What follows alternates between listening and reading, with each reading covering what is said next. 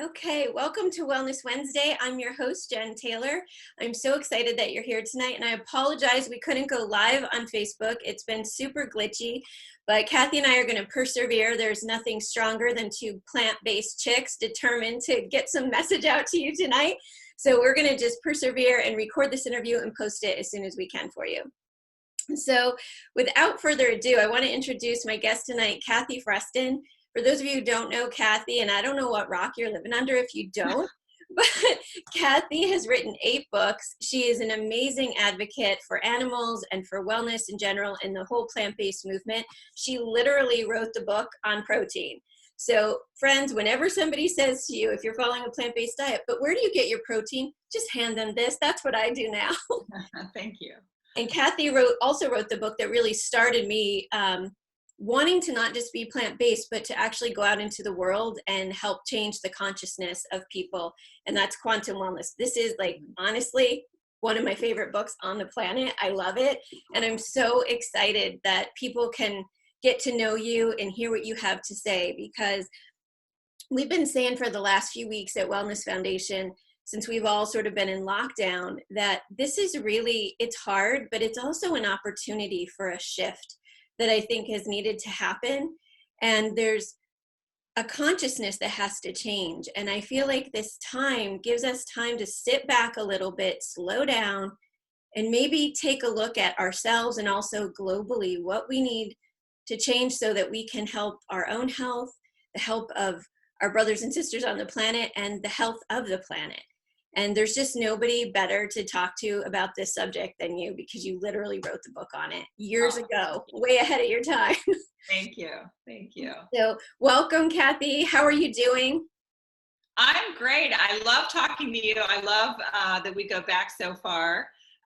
Many years ago, I attended an event that you organized for your foundation, and I just love what you're doing. So thank you for having me on, and thank you for the work that you do in the world, bringing light and consciousness and awareness and food and everything into the conversation. It's so powerful. So thanks for having me on. Thank you. Thank you. How are you faring with this sort of new normal that we're living in? You know, it's interesting. I'm down in Miami with my partner, Dan Buettner, and Miami is a great place to be. We're in an apartment with, beautiful view, and it's warm out. So I'm grateful. I'm hyper aware of the people who are not as lucky as we are to have, this kind of health and access to healthcare, and the idea of just like standing by waiting for your relief check is so incredibly stressful. And so on the one hand, I'm doing really well, and on the other hand, I churn with worry for what people are going through and they're going to go through, because as you well know, what one of us goes through, all of us go through. I don't see it as a separate experience from me. I think if you have empathy, you can't help but to wonder how people are going to deal with this trauma in their lives. So I feel very grateful for how I'm healthy and okay financially, and and I'm also just amazed that people have the fortitude to deal with this thing. It's a beast. It is a beast. Yeah, I'm right there with you. I've been thinking that, when we first started having to be so conscious about washing our hands for the full 20 seconds and everything, I would stand there thinking to myself, there are so many people without access to water, let alone hand sanitizer, and people for whom, like, this is hard for us, but people for whom life is much harder every single day, always. And I think it's giving us a chance to maybe think about those things and those people and how we can use our lives to help make things a little bit better. And even if we do have that stuff, I don't know about you, but like I went through hell and high water to get my hands on some Lysol, and when I met Dan down here, he couldn't find any hand sanitizer. So I packed a big thing that I had at my house in California, and I brought it down here. So these things, and we couldn't find beans. I was actually very well prepared in California. I had these big 10-pound bags of beans and a 10-pound bag of rice and all of this stuff. But I came down here, and we had to find stuff, and it was not that available. It's like beans are a hot commodity now, which I love, but it also shows you how quickly the supply chain can get disrupted. So even if we're not one of those people who don't have a roof over their head or insurance to cover what's going on with their health, we can see how quickly everything falls apart. Like this is not nothing. I mean, going on a little bit longer, you know, there's run on food, there's run on sanitation items. It's no joke. It's no joke. So I think it's a wake up call. Obviously, there's been quite a few wake up calls in the past decade, but I'm really hoping that we all start seeing like this is serious. It's not just something that's going to go away and get easier. I agree. And you know, I think that my heart goes out, as I know yours does, to all the people who are suffering with this virus, who've lost loved ones to this virus. And I don't want to diminish that in any way when I talk about what we're trying to focus in on with this series, which is not only how to survive a pandemic, but how we can use this time to come out of it thriving for our own health, Yeah. so it's better than it has in the past, but also for animals, for the world, for the planet. And I really hope that this starts a conversation about what I've been calling wellness rising. We can come out of this sort of the way, you know, the phoenix does, rises from the ashes. We can come out of it better for having gone through this time, but it's going to take being present to a lot of things that we've kind of numbed out to as a human race, I think. Well, you hit it exactly. We've numbed out to a lot. We've numbed out to the food process, how we get our food. We've numbed out to what we're doing to the oceans. So this is sort of a shock to the system. It's like take a good look at your choices 10 steps before. How did your food get to you? How did that, you know, all your clothing, your, you know, whatever, anything you consume, how did it get to you? And then go 10 steps out and see what are the effects on the world? What are the effects on the oceans and the other people, on the climate? You know, it's really a wake up call, and we see that it's us. We are the consumers. We are the change makers in this world. It's not that somebody else is doing it. It's we as a culture, as a collective culture, we are making this stuff happen. And guess what? There's nobody that's going to save us. We are going to have to save ourselves. And how do you do that? Right. And that's what we're talking about, is the wellness rising. It's like you rise out of the ashes.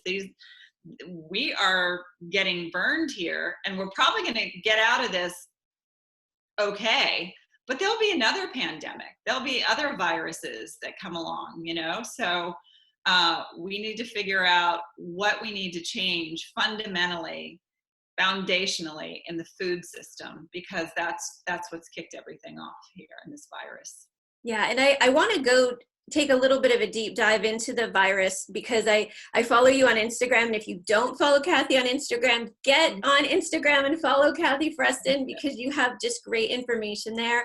And some of your videos are absolutely hilarious. I'm going to talk about in a little bit.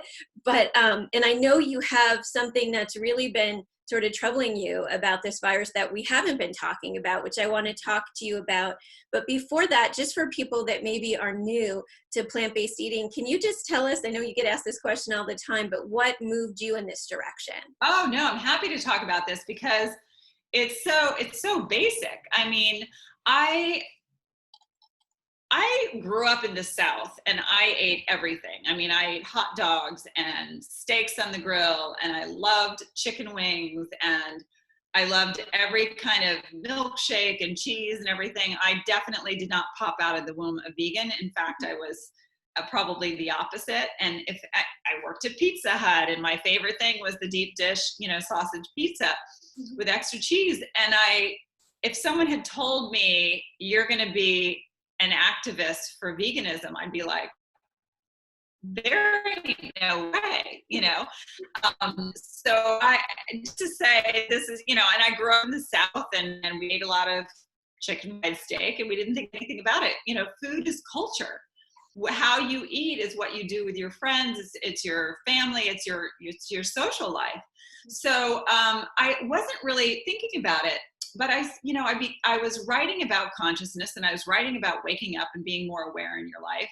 And I realized that the one place I didn't have a lot of awareness in was food. Like, where did my food come from? Like, is it a conscious choice what I'm eating?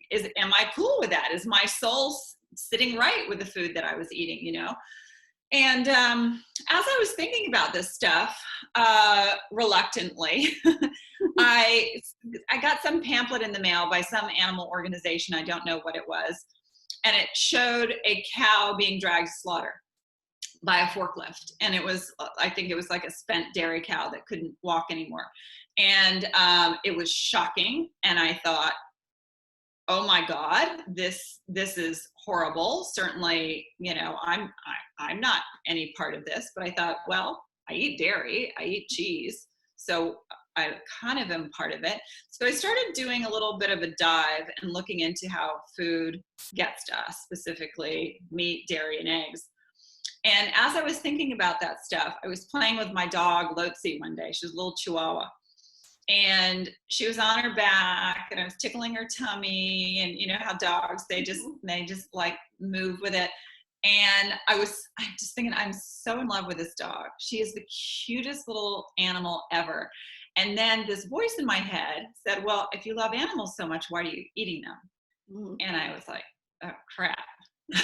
That's an inconvenient question, So I started picturing Lotzi as if she were a pig or a little cow, a calf. And I pictured her in the food system, in a feedlot or in a pen, and then in a line for the slaughterhouse. And, my dog was scared. I could tell when she was anxious. I could tell when she was happy. She had this full spectrum of emotions. And so I started picturing her in these circumstances, and it was like, oh my God, this is horrible. And then I realized that she's just an animal that I know. And if I knew that pig or I knew that cow, one of the billions that are on the slaughter lines, and I knew their personalities, I would be crazed at the thought of what they were going through, So I realized that I'm a hypocrite, that I'm eating dairy and eggs and meat and pork and bacon and all this stuff, and I don't like the idea of what happens to the animals, but I kept eating it. So from that moment on, I said, my intention is to be someone who doesn't eat anything from an animal. I don't know how I'm going to get there because I freaking love bacon and I love cheese, but that's my intention. I'm just going to hold to that intention, and I'm going to point myself in the direction of that. Yeah. And I'm going to lean into it. And that became my journey to becoming vegan. And it didn't happen overnight. Well, and I think that's the biggest thing, it's like with anything. I've been working with clients in wellness for 25 years, and nothing really is overnight. Usually the things that we can do that quickly, they don't last. It's like a flash in the pan. You do well for a little bit, and then, you lose it. And so I think your concept of leaning in is so brilliant, because that's really what we have to do. You lean in a little, and maybe you don't have a perfect day, and the next day you lean in again and you do better. That's right. That's all we can do. It's not about perfection. And I think that's the biggest thing. 100%. It's so important. And I think what you were saying, I remember hearing you tell that story years ago, and I can't remember if it was, I feel like it was maybe an interview you did with Oprah where I heard you tell that story.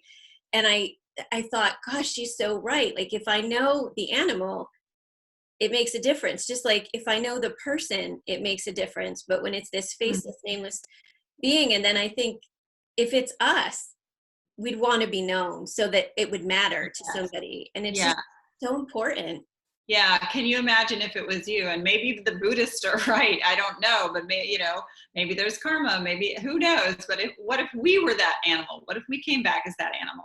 I mean, to experience the fear, like I'm thinking about this slaughterhouse, these slaughterhouses that are closed down because of COVID, God, those animals, I mean, what are they feeling right now? They're in this just holding area. They've been deprived of food and water, and they don't know what's going on, and the smells, and it's just this horrible sort of limbo of terribleness that they're in. What would that be like if it was us, you know? So empathy is a tough thing. Having empathy is not easy. It's a blessing and it's a curse, but it's certainly something that I would want to have because I think it helps us to evolve in our lives. You know, ignorance is bliss for a reason. We don't have to think of anything. We just have a good time. We would taste delicious food. We join in the traditions and we go about our lives unconsciously, but we're fairly, you know, happy. But I don't know, to me, there's something more that we're here for. And I think we're here, personally, I think we're here to evolve, you know, to lean towards the light, lean toward our better selves, to keep making choices that hoist us up this ladder of personal evolution. And that's what I'm really interested in. And I think that's the opportunity that we have with COVID. Yeah, 100% agree with you. Tell me a little bit. I know you've been posting on Instagram, especially in the early days of all of this. You were posting your frustration, which I was feeling as well about. We were talking about the inconvenience and the being afraid and all the things that were going through our minds, but we weren't really talking about the root of where this virus came from. Mm-hmm. Yeah, it's very interesting how they focus in the media on the cure and the vaccine and the death rate, and all those things are super important. And I understand the house is on fire, so you just want to put out the fire, right? But after the fire is contained, you want to find out what started that fire. Because if we don't figure out what started that fire, it's going to happen again, right? Mm-hmm. If you built your house in a tenuous place, or you use the wrong materials, you want to know what's going on so the house doesn't burn again. So they're starting to talk about it, actually. And the fact that this virus started in a wet market, in these wildlife markets where animals are caged and butchered and sold for meat. That's where the virus starts. So these animals have the virus within them. It doesn't necessarily harm them. They are stressed, obviously. They're about to be slaughtered and they see what's going on. So when you're stressed, you shed the virus, the animal sheds the virus, and it jumped to a human. So the more that we are exploiting animals and the more we're deforesting and, you know, getting closer to wildlife and exploiting wildlife and eating all kinds of crazy things and slaughtering animals by the billions in factory farms in the US, this is not just China. You know, viruses come from the US, from all kinds of places. It's just that this one came from China, and it's a particularly visual horror. But if we saw what was going on in slaughterhouses here, we'd be horrified too. So we really want to look at, and I'm hoping that more and more people start questioning, like, why is this happening, and what are we doing? Because it's going to happen again, and it's going to happen worse because we're getting more voracious as a culture with our appetite for meat. Yeah. And that's trouble. Yeah, you're absolutely right. I know it's so hard to pare this down to one or two things, but from your perspective, what would be the most important things that each of us could begin to do as individuals to begin to move in the right direction? Oh, well, I would say if you're not plant-based already, is to start investigating and experimenting with eating more vegan food. And I would say the first thing that's kind of easy to do is to switch out your dairy. There's an excellent organization called Switch for Good, and they're all about Olympic athletes who have switched out dairy for non-dairy plant-based creams and yogurts and things like that, and how their health improves, their energy improves. So I think that switching out dairy is the first thing that I would do, because the conditions on the dairy cows are just horrible. And it's so easy. So there's so many great dairy alternatives for yogurt, for ice cream, for cheese. It's kind of dangerous, frankly. I kind of miss the days where it's like, oh, okay, I guess I'll have a baked potato with some vegetables because that's my only option. Mhm. Now there's like killer ice creams and pizzas and, whipped cream and cheeses galore. Is amazing. So I would lean toward that, and then also lean toward switching out your proteins. Like instead of ground beef, try the Beyond Meat, the meat crumbles. Or if you want to keep it super clean and whole foods, do some lentils or black beans in your tacos rather than the meat. And just to sort of play with what you can switch out in terms of replacing animal foods with plant foods and leaning toward an animal-free diet.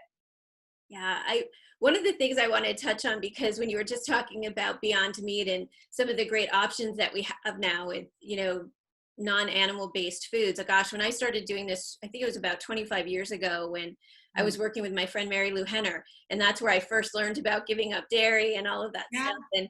And back then, I had to go to my local food co-op and order soy milk that had to be ordered in because there was no non-dairy. That is commitment, Jen. That is commitment. I love that. But I was trying to cure endometriosis, and everything I read said stop eating things with hormones. And Mary Lou was talking about it before anybody else really was at the time. Yeah. And I did her program, and I went to the store and there was no plant-based milk, and soy was the only option. And now, I mean, we have so many. Hemp and rice and everything, all kinds of stuff. It's amazing, isn't it? What are your favorite milk substitutes? Which ones do you love right now? I'm loving oat milk right now. It's so good. They have the regular one and they have the reduced fat one, and I must admit that I like the regular one. So that's my favorite milk right now. I still love Silk Soy Creamer because it's just so creamy and rich in my tea in the morning or coffee. I have coffee. It's not really coffee, but yeah. So I've been loving that. But I'm kind of like I'd like anything. I mean, I'm very particular with what I drink with my tea because I want it to be thick and creamy. So I like either the Oatly or the Silk Soy Creamer, or Trader Joe's has a great soy creamer as well. But as far as like putting in my granola or just, having it, whatever you'd have milk with, I love it all. I love the hemp milk. I love the rice milk. I love coconut milk is so good. There's just so many great options. Yep, I love them all too. Oatly's our favorite in our house. An Oatly matcha green tea latte is like my favorite thing. I'm in love. Oh, come on. Yeah. And you can't eat it because it's also good for you. Like it's giving your body things that it needs. That's what I love about a plant-based diet, because I really can't think of any other lifestyle. Lots of diets can work and help you lose weight or be healthy, but I don't know of anything else that prevents and reverses disease on a cellular level like a plant-based diet. So it's like the most bang for your buck that you could get. Yeah, exactly. And those diets that do help you lose weight, I think you may look healthier, if it's not plant-based in the short term, but long term, they really do damage your heart, your kidneys, and make your breath bad. Things like that when you do the keto diet. But the plant-based diet is not only good for your health. This is what feels so good to me, is that, yeah, I could be sold on a lot of different things because of health. Like you said, you could lose weight quickly, or, something gives you particular energy, but to know that you are not contributing to climate change, to know that you are not contributing to water pollution, to know that you are not contributing to animal cruelty, that's an amazing thing that you only get from a plant-based diet, a vegan diet. I like saying vegan for myself just because I think people who are plant-based tend to be more interested in the health aspect of it, which is fantastic. I just love the body, mind, soul sort of combo that you get. And so I like to call it vegan because it sort of encompasses the ethical as well as the health aspects. Right. Yeah. I know you love that word because you The Veganish is one of your books, and the Book of Veganish, right? Is that the cookbook? Yeah. If you're looking for recipes, Kathy's book, The Book of Veganish, is amazing. Got lots of great recipes, and I love this book too. I've given it to a lot of people. We teach a program in our local schools with kids, and so we teach kids from pre-K all the way through high school about plant-based eating and mindfulness and exercise, and the importance of building your health while you're young so that you have it when you're older. And I've loved using recipes from Book of Veganish Thank with you. the high school kids because they really like it.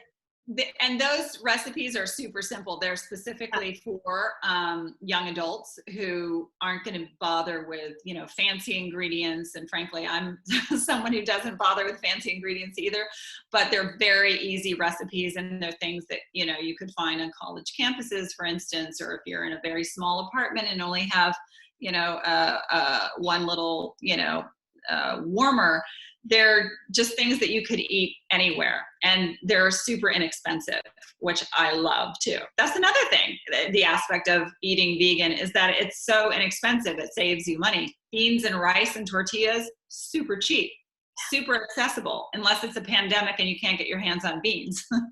I know. I felt sorry for you actually when you said that you got to Florida and were having a hard time getting things, because I do follow you on Instagram. So one of the things I love about your Instagram is your relationship with your dear friend Alana Stewart.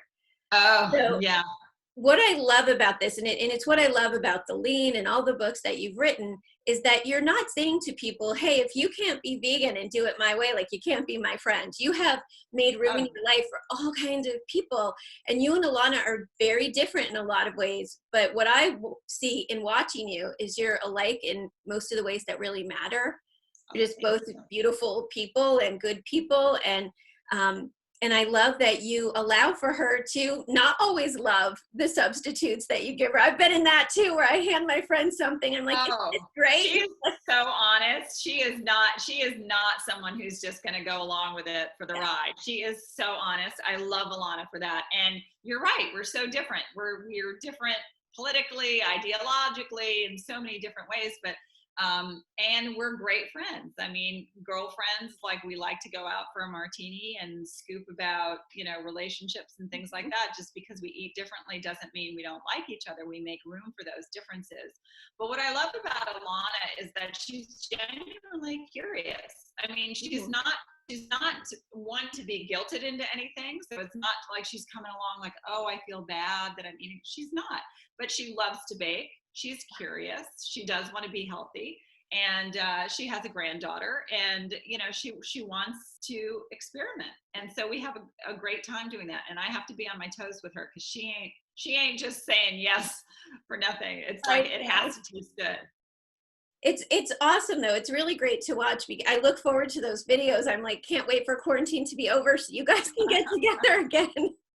Because and what I was referencing when I brought her videos up was that you dragged out this huge bag of rice one day. And she said I was crazy. And you know what? I was not crazy. She was like, what are you doing? And I had this huge bag of rice, and I also had a huge bag of beans. And guess what?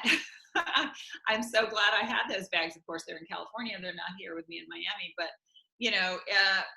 I just sort of think it's better to be a little prepared. And also with vegan food, this, like oats, I have a bunch of steel cut oats, and I have, these are staples. These are things that keep, and I have a lot of frozen fruits and vegetables, and I have protein powder in case I need that. So I have a lot of stuff that I feel prepared, and not only am I going to go through this and just get by, I think I'm going to be healthier for it. I already feel healthier. Dan and I were talking about how we lost some weight because we're not going out all the time. We used to go out to dinner, I hate to say it, but like 5 nights a week. Dan's an extreme extrovert, so he loves going out, and we just go out a lot. But being at home and eating healthy food that we're cooking has been fantastic. It's kind of like doing a cleanse. And I think it's also just been, for me, I found it really fun to just be able to prepare meals and sit around the table with my family in a way that maybe we don't connect all the time, because everybody's going in different directions and busy, and it has let us connect with each other a little bit more, which is kind of nice. In clean protein, I want to talk about protein, animal protein versus plant protein, because there's so much misinformation out there about how much protein you need. Most people are getting way too much, and how you can actually put clean protein into your diet really pretty easily. And like you said, pretty cheap. Yeah.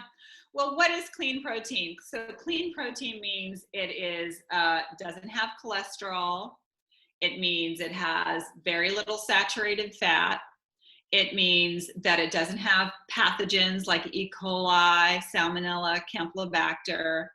It means that it's keeping the environment clean, so you're not polluting, the water system and the land and all that. And it's not creating climate change. Mm-hmm. And it's clean for your conscience. You feel clean in your soul, and that's what clean protein is. It's you're getting all the good stuff, but you're also getting fiber along with it.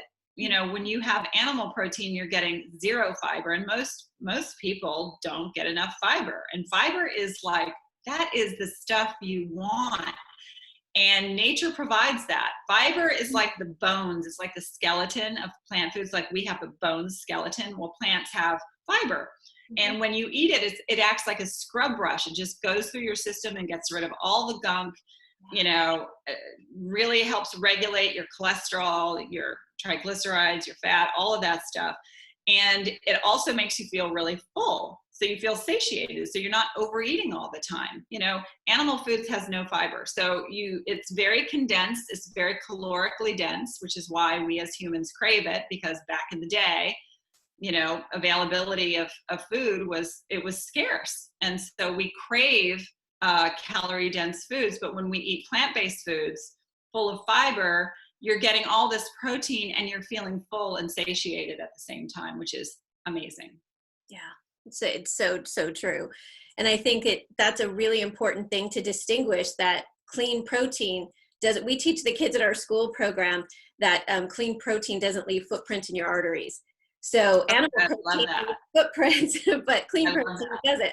So yeah. That's one of the ways we try to distinguish it with the kids. And it's amazing too. I know you see this all the time with people that have read your books and done your programs. If you haven't read Kathy's book, The Lean, and you're looking for an easy way to jump into this, that is a great book, because you do a new habit each day. So one day you just start drinking water, and the next day you're going to eat an apple, but each day you're going to continue the habit from the day before, right? Yeah, but you're not just eating an apple, or you're not just drinking water, just to make sure that, it doesn't sound like it's an extreme cleanse, because it's just like you're eating everything you're normally eating, you're doing everything you're normally eating, and you're now adding in, extra water. And then the next day you're eating everything you normally do anyway. You're not cutting anything out, and you're having this extra water, and now you're adding in an apple.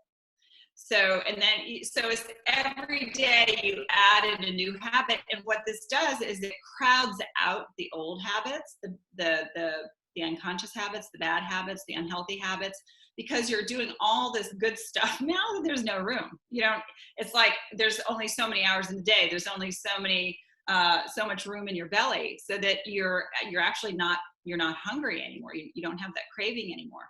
And fiber is funny. It really regulates your insulin too. So you're not craving food.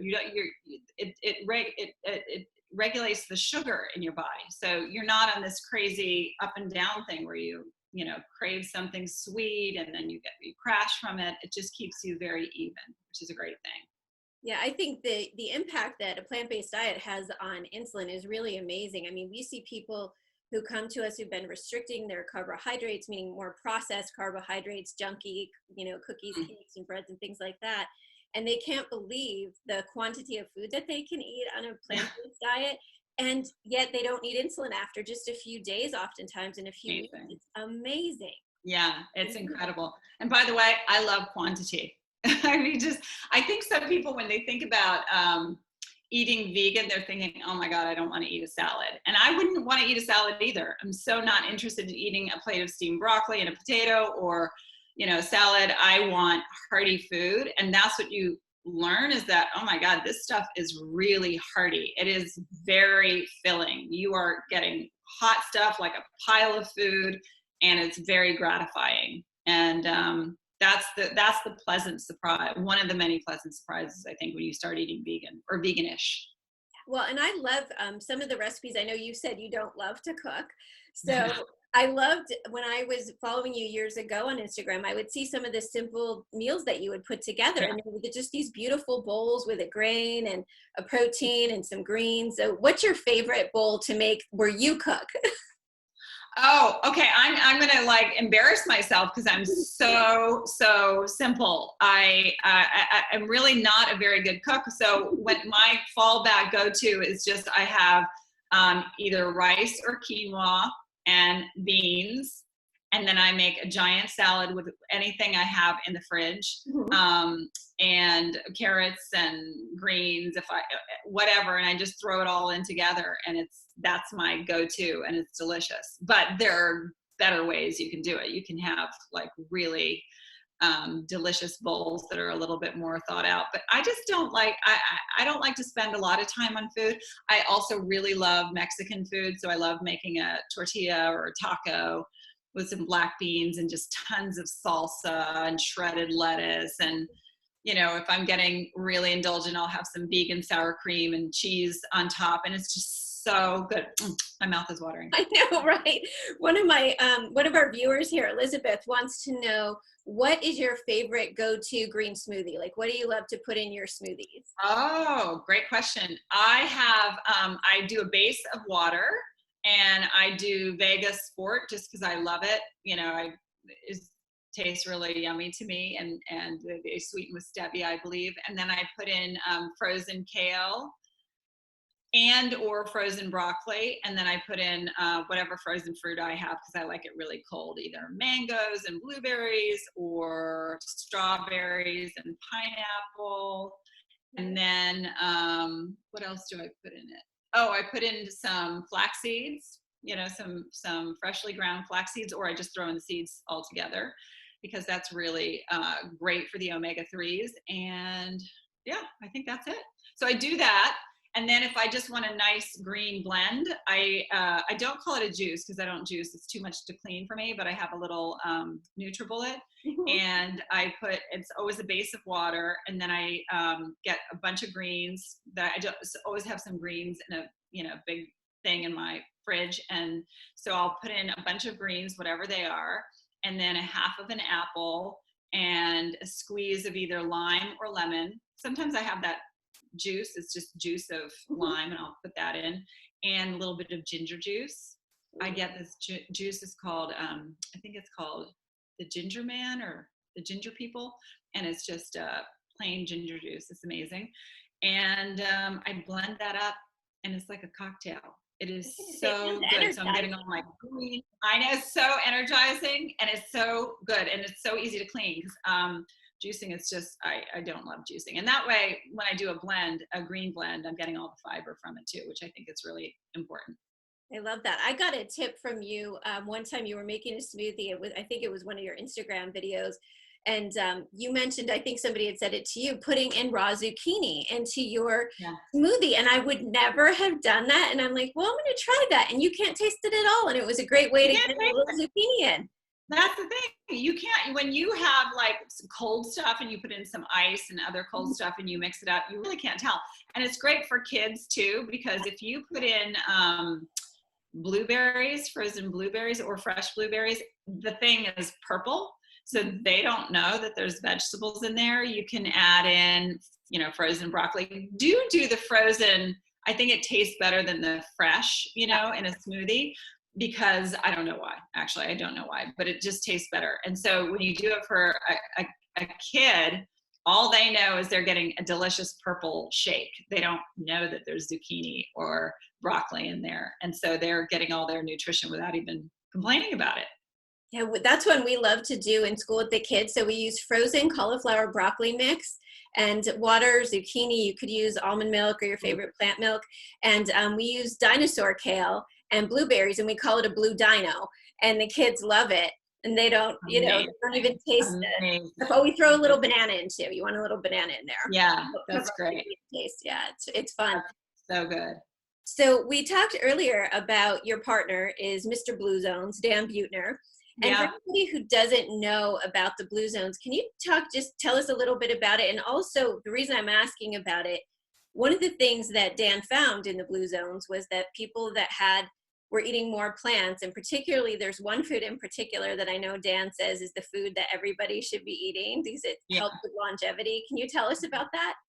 Sure. Well, Dan is a National Geographic explorer, and so he went about a series of explorations to find out where the longest, healthiest people live, the populations in the world where they lived longest, they're the happiest and healthiest, the most vitality.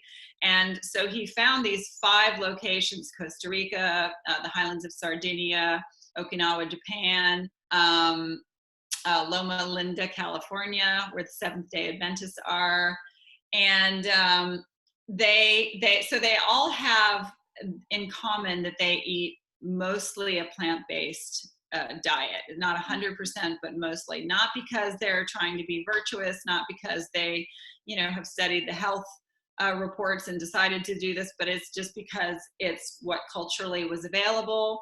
It's inexpensive, and they make it taste delicious, and they eat very little meat. They eat it sort of as a celebratory treat or as flavoring in a big soup or something like that, but for the most part it's plant-based. And so Dan says that the longevity food is are beans. Beans are the bomb. I mean, they are so packed with protein and minerals and fiber. People think eggs are full of protein. Usually people say, oh, I got to eat my eggs, got to eat protein. One egg has 6 grams of protein in it, roughly 3 in the yolk, 3 in the white. So that's not, even if you're eating whites, you're getting 3 grams of protein in a white of an egg, and that's not very much. You eat 1 cup of lentils and you're getting, I think, 18 grams of protein, which is a lot of protein, and you're getting all that fiber and the minerals and stuff like that. So we have a lot of beans going in this house. We have probably 10 varieties. We like buying sort of heritage beans, the kind that, they've grown generationally in these farms. And then we have good old plain lentils and black beans and black-eyed peas. And I have to admit that Dan is the chef in our family. I do the sous chef cleanup work afterwards, but he's the one who makes the best soups in the world. And he's got a bunch of recipes in his new book called The Blue Zones Kitchen. I would highly recommend it. Oh, there you go. Exactly. My favorite. It's so good. It's so good. And it's beautifully shot. David McLean is a National Geographic photographer, and he just took beautiful pictures. So Dan went into these homes where these old women are still preparing foods like they used to, because the Blue Zones are changing. They're getting more American diets, and so the older people have these secrets to the foods. Mm-hmm. So he wanted to capture them and go into their kitchens and write down what exactly goes into these foods, and they're pretty simple and pretty delicious. Yeah, no, I agree. This is a great cookbook to add to your collection. I love it. I think it's funny because you and I, one of the things we have in common, I'm also a very introverted person. I have to be extroverted in my work, but I tend to be a very introverted person. So when all of this was happening, my friends were going crazy having to be at home, and I'm thinking, this is some people's worst nightmare, but it's sort of like what I've been training for my entire life, because I tend to be an introvert. I have time to read a book. That's great. Exactly. I'm like, oh, I just need to stay home. But one of the things that I love about what's happened with your relationship with Dan is one of the things in the Blue Zones that Dan found was the importance of social connection, that we have to have community in our moais and just have people that we're, in community with and connecting with. And it looks like you're doing a lot more of that since you've been with Dan. You guys are connecting with neighbors, and can you tell me that?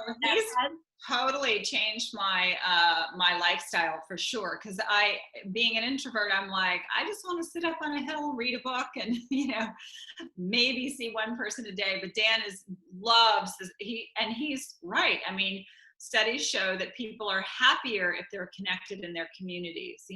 So where we live, we get to know our neighbors. We have our neighbors over for happy hour, and vice versa. We go over there.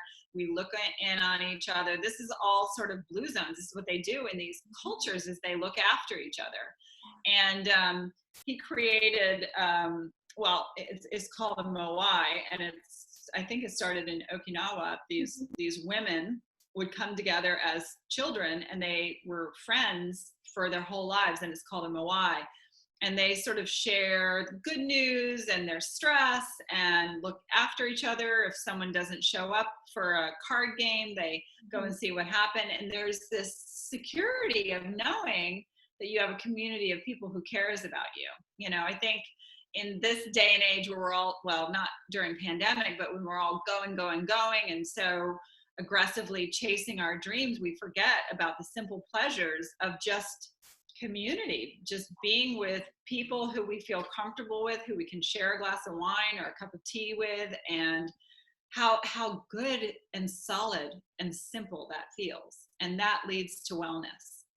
Yeah, it's for sure. It's soul nourishment. It's as important as the physical nourishment side of it, I think. Absolutely. We have a question for you from Courtney, and she wants to know what your thoughts are and how much of a role mental and emotional health plays on our relationship with food. So my gosh, yeah. Emotionally, I think we look to food to be connected to our communities, right? And I think that as someone who's vegan, I found that challenging at first, when we had Thanksgiving or burgers or whatever. And so I think that now we've come to a point in the culture where it's so normalized, where if I'm going to someone's barbecue, I'll just say, do you mind if I bring some of my own food? And well, I don't even ask, I just do. But I usually ask if I can bring some for everybody else. And so then I get to feel connected. I don't feel isolated. I think that we all eat differently, and so we can tend to feel isolated, and that's just not the case anymore, because it's so ubiquitous, this kind of food, and it just makes you feel happy. To me, it makes me feel happy to know that I'm doing something light in the world, that I'm sparing an animal's life, that I'm contributing to something good, and that I challenged myself, frankly. I think it feels really good when you challenge yourself and you actually rise to the occasion. There's a pride there, like, okay, I can do this. I set my sights on something and I can do this. So I think that that it brings me a lot of happiness, and studies show that eating that way and being healthy in your life actually does contribute to a really good mood. So food is our emotion, it's our connection, it's our sense of, it's what we do at least 3 times a day. It's who we are. It's we're saying, this is who I am. This is what I believe in. This is what I stand behind. And it's a joyous thing when you're eating food that doesn't bring suffering, but in fact brings healing. That makes you feel really good. Yeah, that reminds me of something my mom used to say. She always used to say, if you can't help, at least be harmless.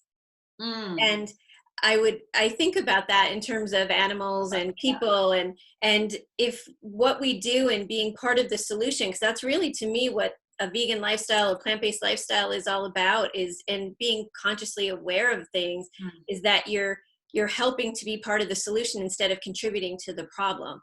And and healing, healing and not harming. Like, what could be better than Love that. And then it's empowering. So even though it's like, okay, I'm not going to harm, I'm going to heal myself, but it's empowering because you've done something that actually does have an effect. It has a ripple effect. It has an effect on your health, your sense of well-being, your level of energy. It has an effect on your immediate surroundings. I'm affecting my boyfriend, who's affecting his family. We're affecting our neighbors because they're coming over and eating burgers or whatever we're making, and they're discovering new foods. That's rippling out.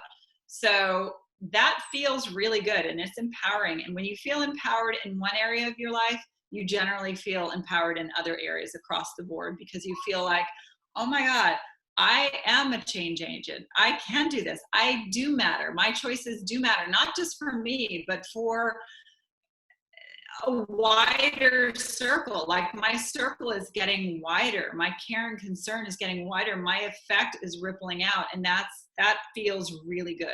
Feels empowering. Yeah, I agree. How do you feel personally that we could come out of this, both as individuals and just collectively as humanity, is that wellness rising that I was talking about? What things do you feel like people could begin to do at home starting tomorrow to begin to make a little shift? I know we talked about, giving up maybe dairy, swapping some things out. But how do you think people can do that in a way that will allow them to kind of stick with it? Because I think your whole point about progress, not perfection, is so important, that you don't just start and feel defeated because maybe your day is not perfect. Mm-hmm. Well, you've got the perfect opportunity because you have all this time on your hands. Normally we're rushing around and we've got all these things we've got to take care of. So this is a time where we can actually sit down and like, okay, I'm going to make up a grocery list. I'm going to make up what I normally buy. And I'm going to say, okay, I usually get milk, butter, ice cream, yogurt. And then I can do my research online and see what alternatives look good, what people are saying, so that when I go grocery shopping next time, I have a full grocery list. I can also start watching cooking videos, scrolling through Instagram to find, hashtag vegan or hashtag vegan cooking or hashtag vegan inspo or something like that. So you can really use this time to say, all right, I finally have the time to investigate. I'm going to read that book. I can order it on my Kindle or download it on audio or, get it online. I can read these books. I can start coming up with meal plans. I have meal plans and grocery lists, I think, in the book of Veganish and Veganist and the Lean. I have them in almost all the books. But you think about, what do I want to eat this week? Like, really think about it, because I'm not in a wild rush right now. I can actually think, why don't we do tacos on Tuesday? Why don't we do like a zucchini pasta on Wednesday? How about if we do like a black-eyed peas stew on Thursday? Like, really think about it and take the time to plan it out. Do your meal plans, do your list, your grocery shopping list, and then explore. It's really kind of cool when you find out how easy it is, how doable it is. Yeah, that is so true. One of the things I want to really touch on with you, because this is something I know in our classes that we teach an adult program called Wellness Challenge 360 that helps people transition and lean into a healthier lifestyle over a 7-week period. And I get a lot of heat sometimes from the group that I like to refer to sometimes as the angry vegans, the angry plant-based people who get so caught up in being, 100% perfect over giving somebody credit that they're even trying to make better choices. And, one of the things that we tell people is that transitional foods are okay. Are they optimal to have, vegan ice cream, or you wouldn't want to eat that all the time, or really processed vegan foods? But as you're trying to lean into this way of living, those things will make it so much easier. They're the bridge to get you there. Totally. It's very unfortunate that people are so extreme sometimes and think that, someone has to go no oil, whole foods, perfectly organic, because the vast majority of people aren't going to be able to do that. And it doesn't sound very fun. It's like, let's explore. Okay, maybe it's not a good idea to eat a burger every night, but if I'm going to decide not to eat a cow burger and try an Impossible Burger or a Beyond Burger instead, that's progress. I mean, that's progress for that cow. It's progress for the climate. It's progress because you don't have cholesterol. Yeah, it's got a lot of saturated fat and it's processed. It's not ideal. It's not a bowl of rice and beans. But, I know a lot of people who aren't going to sit down to a bowl of rice and beans, and kale. It's just not going to happen. They may in 6 months, they may in a year, but let's just get going and experiment. And so to say those people, if someone's giving you a hard time, you just say progress, not perfection. I'm leaning in. Yeah, That's it. that is the perfect answer, because it's so important to give each other credit for anything we do that's moving us in the right direction. If you're moving the needle forward, you're moving the needle forward. Totally. And, yeah. Totally. It's great. And when I first started, believe me, I was not a healthy vegan at all. But I'm getting better still. I'm still a work in progress. I mean, I'm totally vegan, but I'm still like, I'll love a good frozen pizza every once in a while. I love, I love vegan donuts. I mean, it's definitely not ideal. And the more years go by, the healthier I get, because I get more comfortable. I, learn how to choose things better. But I don't want to shut myself down just because I just think, oh, I'm never going to have another donut again in my life. I can't do that. I want to, I want to enjoy my life. And I want to have a birthday cake, and I want to, just partake in all the great and fun things in life. And life is meant to be enjoyed. And you keep leaning in, you keep making healthier and healthier choices, but you give yourself some room, some space. That's great advice. I have a couple more questions for you before we wrap up, but I just want to mention two things to our viewers. So one is, if you like Kathy on Instagram, and you also go to Wellness Foundation's Instagram and like us as well, we'll be posting something later today after this video airs about how you can enter into a drawing to win a bundle of Kathy's books. So we have a whole bunch of Kathy's books for you. So if you always wanted to read all of her stuff, we have a way for you to do that. So we'll be posting that on Instagram. And the other thing is, for anybody who does want to lean into this, we have a resource available for you on our website, which is wfeh.org, and we'll link you to it. But it's called the Thrive in 5 Guide, and it's a 5-day meal plan with shopping lists and everything to help you dive into a plant-based diet. But when we created it, one of the things that I was really had to make sure happened was, I couldn't stand it when you did a meal plan and you bought all this produce and then you only used a little of it in the recipes, so that by the end of the week you had it rotting in your produce drawer. So we made sure that everything you buy at the beginning of the week you use by the end of the 5th day. So we wanted to keep that in mind. And also, it's very time friendly. So you cook once and you eat twice for each recipe. So we hope that that will help people. So do go and download that. It's totally free on our website to help you. So great to have support like that, Jen. That's awesome. What are your favorite sources, Kathy, for the scientifically evidence-based, websites and places that you go to get your information? Oh, excellent question. Thank you. Let's see. I love nutritionfacts.org. That is like, you can type in anything. Hemorrhoids, eczema, breast cancer, energy, whatever interest you have that you want to find out, like how to do it better or what the science is behind it. Dr. Michael Greger explains everything, and it's all peer-reviewed studies. Everything that he says is backed up by studies. So I just love that. I also love Physicians Committee for Responsible Medicine, PCRM. So that is an organization of doctors and dietitians, and any medical thing you need help on or want to know, like, is a vegan diet healthy for a toddler? How about pregnant women? And, what's the best diet if I'm trying to lose weight? Dr. Neil Barnard and his group of doctors and dietitians are amazing. So I love those two resources for anything that's health related, science, medical. And then for like being up in the world of changing things, I love the Good Food Institute. Good Food Institute is all about bringing in healthier proteins and making the food system more just, and making prices accessible, and really lobbying Washington and lobbying governments and really trying to change things so that plant-based foods get a better better shot at succeeding. So Good Food Institute is full of great information.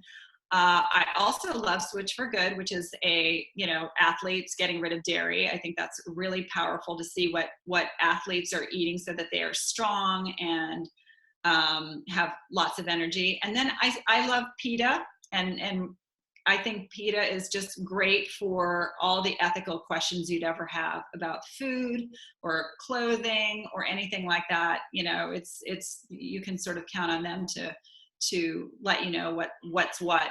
And let's see what else. Yeah, I think that, there's a bunch of stuff, but that's a good place to start. Yeah, those are great ones. Nutritionfacts.org and PCRM are at the top of my list as well. We're going to be interviewing Dr. Neil Barnard in a couple of weeks. So we're going to talk to him. Yeah. He's so brilliant. He's so brilliant. And he's just a steady voice in health, where he really can break down what is real. Like sometimes you'll read something in the paper and you're like, what is that? What are they doing? And he kind of explains, this is how they did the study. This is how they rejiggered the study to get the results they wanted, like the egg board or something like that. So he's just a brilliant voice when you want to understand food and science. Yeah, and PCRM's been doing amazing work for so many years, standing up and advocating on behalf of animals and human health. They just do extraordinary stuff. We feel very lucky to have him on our advisory council. He's an amazing guy. One of the other organizations that I think, just talking so much tonight about animals, if you ever have the opportunity to visit an animal sanctuary, I happen to live right now very close to Farm Sanctuary in Watkins Glen, New York. And it changes you. It gets really hard to go to a place like that. Isn't it? I know. It's really, when you meet the animals up close and you see their personalities. I have a friend in Arkansas. Her name is Jennifer Barrett, and she and her husband have an amazing farm. They were chicken farmers, and they shifted. Now they're vegan, and so they have all these animals that are essentially rescues because they didn't send them to slaughter. And to really meet these animals, I would definitely recommend that you follow her. Her name is Jennifer Barrett. You probably do, but anyone else. The animals, you just see their personalities, the cows, the goats, the chickens, and they're just characters. It's fantastic. And like you said, it changes you when you meet the animals and basically see what was on your plate. That's who that animal was. It's a game changer. It shifts you. Yeah, Jennifer is amazing. I love following her on Instagram, and she's Jennifer, if you're watching, you are on my bucket list of people I want to interview, because your story is just so amazing, and how it's transformed her own health is just extraordinary. So you should see her before and after pictures. They're amazing. Yeah. This woman is rock hard strong. She's smoking hot athlete. So yeah, she's amazing. Yeah, no, for sure. It's she's one of those people that's been really fun to follow. Yeah. Well, Kathy, I am so grateful to you for spending time with us tonight. I have two more quick questions for you that came in from our readers. So one is, what are your top three foods that are sort of transitional foods that you're really just loving right now? Oh my God. I know it's hard to narrow it down. I know, it is hard to narrow it down. I love Beyond Meat crumbles because I love to make tacos. I love to make lasagna, or just, simple things. Mm-hmm. So they can just do any kind of thing that ground meat would. And I love the burgers as well. I think Impossible is rolling out their burgers. I just haven't gotten my hot little hands on them yet. And I love field roast sausage. That's my favorite sausage. So I love making pasta with that. And sometimes I just make like sausage and peppers. I think that's really good. And then Craig's vegan ice cream is my favorite ice cream out of California, and he will ship boxes to you of ice cream, and it's killer. It's so good. So it'd be dangerous to have boxes of ice cream shipped to our houses. Oh, cartons. He ships you a box with these cartons, and they're so good. Yeah, awesome. So good. Well, thank you so much. As I mentioned at the beginning of our interview, Kathy was really a game changer for me. I was already on the plant-based path, but when I read Quantum Wellness, that was the book that made me realize this was more than just about my health, which is why I first started eating this way. This was about a much bigger issue. And you have a chapter in Quantum Wellness called Be the Change. And when I read that chapter, there was a part of it that just, it jumped out and it grabbed me by the heart. And I had heard Dr. Barnard talk not long before that about the statistics for kids that were born in the year 2000 and the number of them that would develop type 2 diabetes by the time they graduated high school. And after I heard that and read your book, I literally wrote in my journal, because I'm a big journaler, you must find a solution to this. We have to find a solution. And that's literally what made me go back home into the Wellness Foundation and begin to write the programs that we've now used to help 20,000 kids on the East End of Long Island.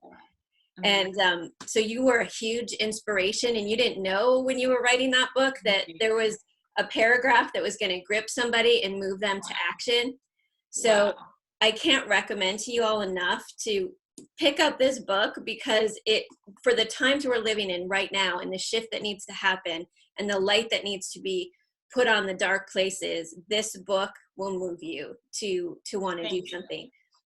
So thank you, because you're one of my favorite people on the planet. I'm so glad I'm here at the same time as you. Back at you, Jen. I love what you're doing. Thank you. So Kathy, I asked you ahead of time, would you be willing to read the part of the book that I'm referring to? Do you have it with you? Oh, okay. Let me see if I can. Okay, hang on. Yep. All right. Let's see. Because I think that's a beautiful way for us to close out tonight, and totally appropriate, even though you wrote it, you know, back it was published in 2008, but it's so fitting for now. Thank you. Okay. Can you still see me? Yeah. Okay. So it says, the more you lean into wellness, the more you cultivate it, be it through conscious eating, visualization, service, or good communication, the more likely you are to reach a tipping point in your life, finding yourself all of a sudden delivered to a new level of being, a level of extraordinary all-around wellness. And as you move along and experience these upturns, you lift the world right up along with you. You become the healer that this world is aching for. Where there is illness, loneliness, or lack of vitality, apply the salve of wisdom that you've been gifted with. Stitch together your wounds so that you can be more whole and available to gather into your arms the wounded of this world. This is your work, to heal yourself, to lift yourself up and into the next level. And as you do, we all will take that quantum leap with you into a healthier, kinder, more loving world. May you be well in every way right now and always. May you be the healer you are meant to be. May we all rise together into a glorious new moment of awakening. And so it is. Thank you, my friend, and so it is. Thank you so much. Everybody, I hope you'll join us again next week for Wellness Wednesday. Follow us on Instagram and Facebook for updates, and we'll see you next week. Thank you, Kathy, so much. Thank you, Jen.